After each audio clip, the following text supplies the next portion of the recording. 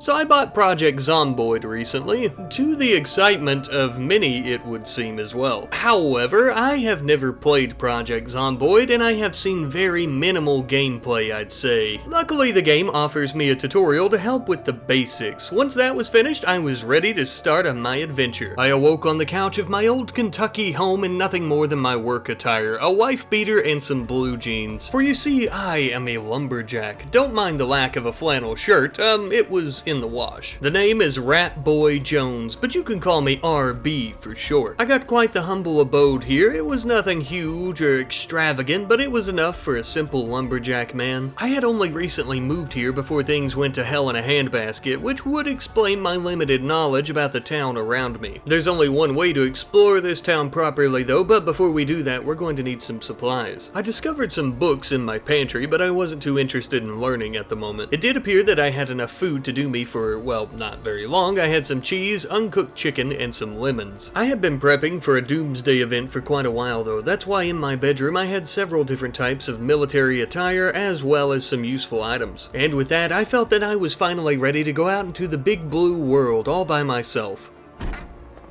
Well, it doesn't look too bad so far. I found that it would be best if I tried to sneak around right off the get-go, but the problem is a big towering lumberjack like myself makes a lot of noise, and we quickly attracted the attention of our first zombie. It's okay, I'm fine, you're fine, Rat Boy, everything's fine. Uh-oh, so maybe things weren't as fine as I was making them out to be. I tried to get into my neighbor's house, but I remembered now they had never given me a key, unfortunately. This feels like maybe it's a good time to run away though instead. I began running down the streets and even into the forest for a little bit of time here, looking for anywhere I could take shelter. As to why I didn't just run back to my own home, I don't really know. I was just kind of in a panic, as you can easily see when I was struggling to try and open this window and to crawl inside. I got nervous and slammed it back down and then was quickly engulfed by the undead.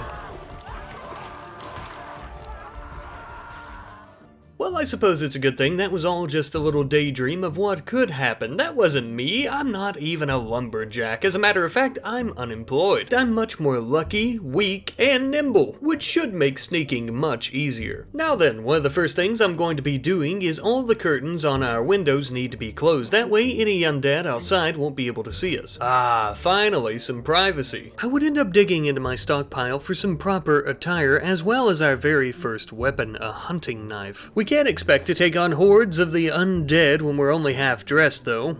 There we are. A much more fitting look given the crisis that is currently affecting the bluegrass state, as it were. I'm not going to be taking my smoky camouflage buns outside right away. No, I need to begin preparing. We're going to need to get our strength up, so we're going to begin working out in our living room. Now look, I'm sure you could probably already tell, but I really don't know anything about this game or how the stats or anything like that work, but I do know that working out is going to make us stronger, and the thing I also know is that we're very weak at the moment, so we need to fix that. And I would do push-ups for hours on end until I was too exhausted to lift my little body up anymore. As one might imagine, this did end up making me quite parched, but luckily for me, I have a source of clean drinking water right in my kitchen. All this exercise though was beginning to bore me to pieces. I needed to find something to entertain myself with. I did luckily find one of my books I had stashed away, but as I was putting it away in my pocket, I heard a loud banging on my back door. It would appear a member of the undead is here. I knew I shouldn't have slurped that water so loud from the sink. I got a good distance between the two of us and then started stabbing them right in their eyeballs until they fell to the ground. As I slammed the back door shut, there was another. I let him in and broke my knife off in his face.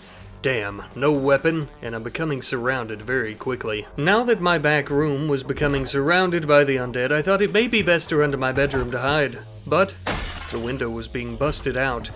This place was no longer safe. I needed to leave. And now, I'm on the move, looking for somewhere, anywhere that would be safe away from these undead bastards. My guess, it'll be much easier said than done to find anywhere like that. My first attempt at finding a new safe haven didn't go too well. I was trying to get in through the window and then was quickly spotted. I had to rush away as fast as possible to try again. I would eventually find a much larger home to hide out in, and thankfully this time around the window did open.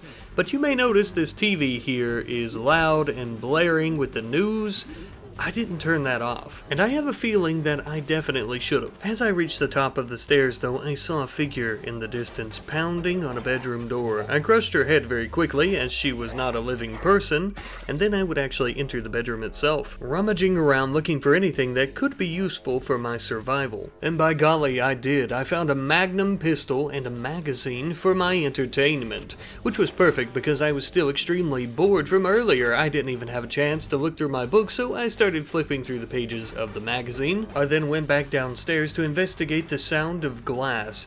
Turns out the zombies broke right through the window, and I indeed should have turned off that television. Well, the shit is really beginning to hit the fan now. I managed to kill one of the zombies, but 2 more had entered through the window. In a panic, I decided to run back upstairs and run to the room and shut the door behind me. But that did leave me a bit trapped. I could hear them rushing down the hallway to the door. My only salvation from death was to jump out this window. It did injure me a little bit, and I landed in the living room straight through the roof. As they came downstairs, I tried to rush out the back door away from them. Thankfully, I managed to escape and began running behind the buildings here into the woods, trying to sneak as best I could where they maybe couldn't see me anymore. I think I'm really beginning to learn that truly nowhere is safe, or at least not for long, that is. I came to a small house here just on the edge of the woods. I opened up the window and climbed in and closed it behind me. It was nothing fancy, a very small and quaint house, but there was some food in the refrigerator, which was perfect because I was becoming a bit peckish. I would once again hear a news broadcast, but this time around the television was off. Where could it be coming from? Then I spotted it on the counter. A radio. Well, I won't be making the same mistake twice.